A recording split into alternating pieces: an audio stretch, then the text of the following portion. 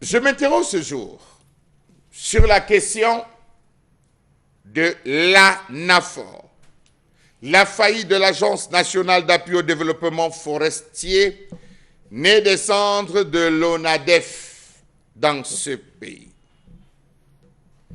Quel est encore le statut de l'ANAFOR, créé en 2002 dans ce pays? À quand remonte le dernier rapport rendu public de cette structure étatique? À quoi aura servi la mise sur pied du Fonds spécial du développement des forêts? Vraiment, dites-moi, quel est le rôle de l'ANAFOR? Mieux est-il différent de la défunte ONADEF? L'Agence nationale d'appui au développement forestier est une société à capitaux publics ayant l'État du Cameroun comme actionnaire unique et créée par décret numéro 155/2002 du 18 juin 2002 portant changement de dénomination de l'Office national de développement des forêts, ONADEF. Savez-vous que dans le cadre de la mise en œuvre du contrat plan État-ANAFOR signé en 2014 avec l'État du Cameroun, l'ANAFOR a reçu en gestion du MINFOF un important patrimoine forestier constitué de, soyez avec moi, 14 réserves forestières, 4 périmètres de reboisement et d'une unité forestière d'aménagement pour une superficie totale de 230 422 hectares qui malheureusement souffre aussi du même problème de litige foncier et d'une dégradation assez prononcée. À l'heure où toutes les régions du Cameroun vibrent sous des litiges fonciers, une braderie foncière orchestrée par le ministère des Domaines, désormais en audition par le comité mixte mis sur pied par le chef de l'État, on se pose la question de savoir quel est le rôle de l'ANAFOR dans cette braderie complète. Comment comprendre tous les mots décriés sans aucune réaction de cette dernière?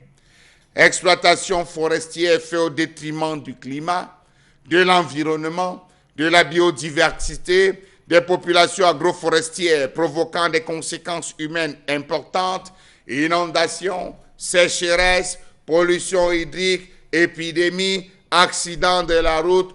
Où est l'ANAFOR? Peut-on dire que l'ANAFOR respecte à ce jour ses missions?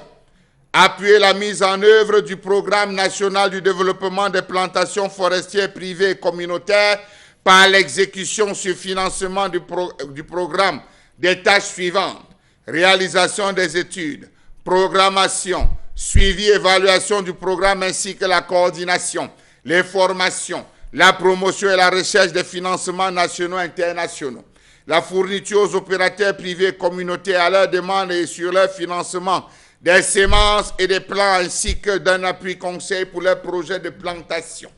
Nous avons eu plusieurs projets. PIACI, PAGEU, PIFMA, PAE Jeunes, Plan triennal spécial jeunes, où les jeunes se sont retrouvés à acquérir des terres, à Ouassande, un peu partout dans le Cameroun. A-t-on vu et entendu ANAFOR? Question. L'ensemble des ministères sont rentrés dans cette danse de crabes, abandonnant l'ANAFOR sous le soleil en plein milieu du carrefour Tumé-la-Boucle.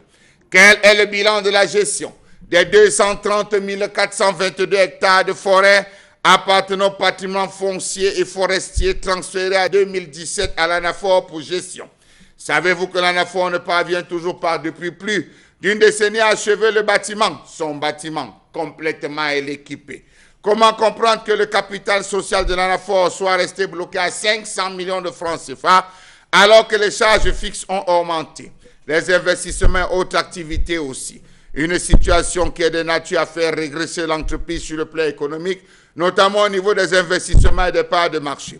Comment comprendre ces multiples plaintes qui ne cessent de s'élever des murs de l'ANAFOR? Comment comprendre l'absence d'un programme national de développement des plantations forestières, PNDPF?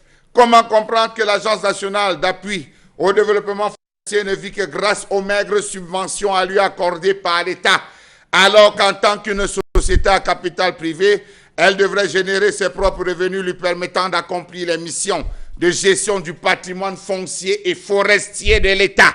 Comment comprendre qu'au sein de l'ANAFOR, tout le monde prend les décisions, mais personne ne les applique?